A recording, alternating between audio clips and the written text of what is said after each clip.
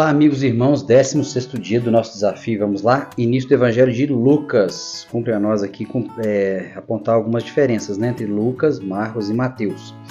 Mateus, como vimos, é um evangelho direcionado ao público judeu. Mateus se preocupa em apresentar Jesus como o rei que foi rejeitado. Marcos, ele escreve para os romanos, então ele não tem a preocupação de mostrar Jesus para os judeus, a sua genealogia, essas coisas não aparecem em Marcos. Ele é mais direto ao ponto, mostra Jesus como o servo. E agora vem Lucas, o terceiro evangelho, esses três evangelhos, né, são chamados de evangelhos sinóticos. Eles dão uma abordagem semelhante, mostram muitos milagres de Jesus, são mostrados nos três evangelhos, quase que de forma cronológica, nem ordem de tempo. Mas a diferença é que Lucas, ele é um homem culto, letrado e que escreve para os gentios, não apenas para os romanos, não para os judeus, mas Lucas foca muito para os gentios. Lucas era um gentio. O que é um gentio? Alguém que não era judeu, né? Na realidade, Lucas é o único escritor gentio que tem uma contribuição na escritura, na Bíblia, todos os outros judeus.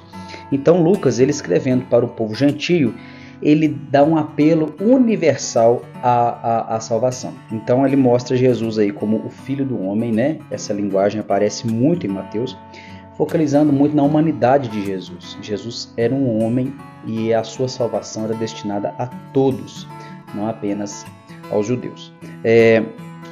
Detalhes interessantes aqui, vamos observar, né? Capítulo 1, o prefácio, né? Nós temos a introdução ao livro de Lucas e há uma figura interessante chamada de Teófilo, pode gerar alguma dúvida aí. Nisso a gente tem que ligá-la com o livro de Atos também. Tanto Lucas quanto Atos são escritos pelo mesmo autor e são destinados a um homem chamado Teófilo. Esse Teófilo era alguém importante, né? O título que Lucas dá a ele é excelentíssimo, né? Então, excelentíssimo era um título dado a autoridades. Provavelmente esse Teófilo era um homem rico que se converteu e, como era muito comum na época, esse homem deve ter encomendado a Lucas um livro, uma explicação a respeito do Evangelho de Jesus, da sua origem e do início da igreja. Então nós vemos Lucas, ele fez uma acurada investigação, então não foi uma revelação, né, como foi Apocalipse, por exemplo, né, mas foi uma investigação histórica, de busca de fatos, de ouvir pessoas.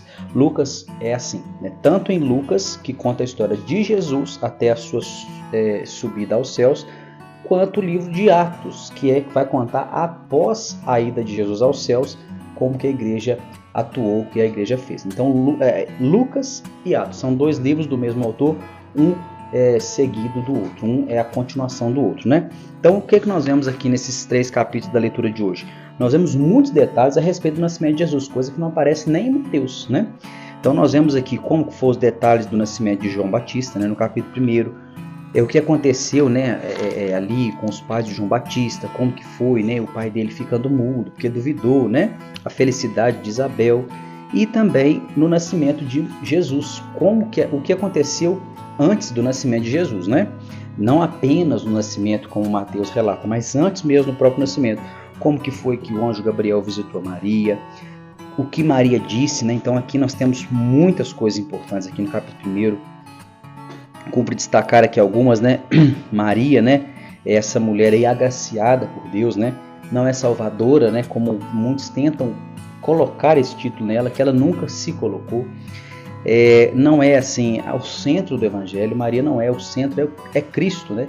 Mas Maria foi a mulher pela qual Jesus veio a esse mundo como homem. Então Maria sim é a mãe de Jesus enquanto o homem, né? Não mãe de Deus, porque Deus não tem mãe, né?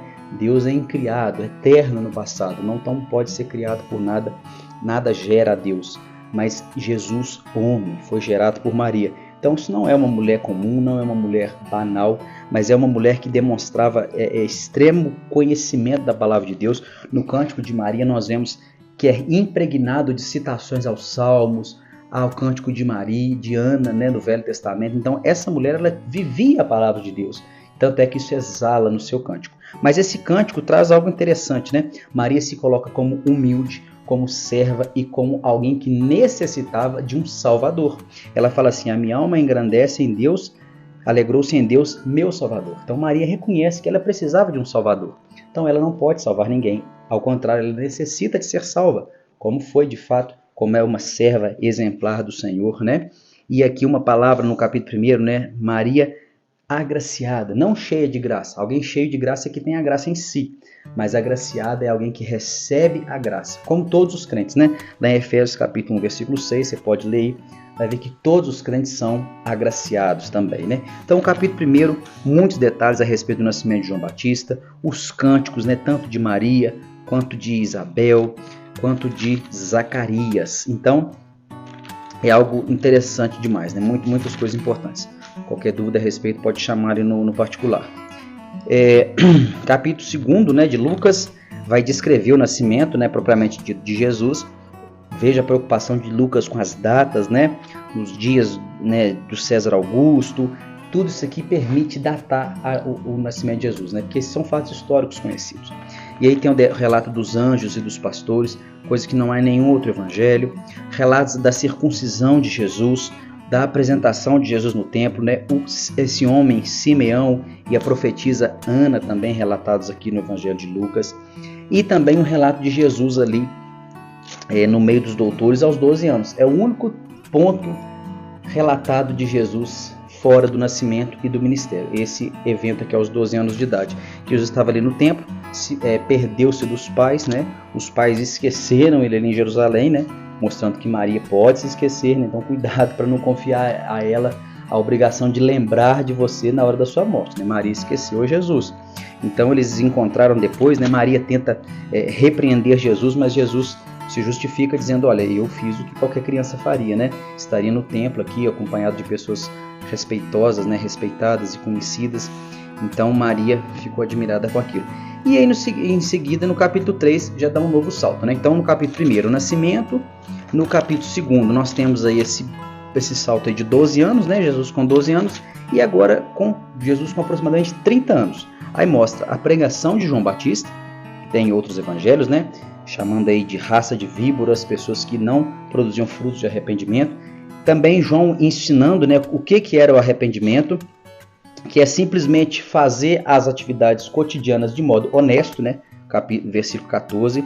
E aí nós temos o batismo de Jesus e a genealogia de Jesus, agora por parte de Maria. Então em Mateus nós temos a genealogia por parte de José e aqui nós temos a genealogia por parte de Maria, né? Então muito interessante, muitos aspectos aí importantes nesse texto. Qualquer dúvida pode chamar lá no particular ou na caixinha do Instagram. Que Deus te abençoe e boa leitura.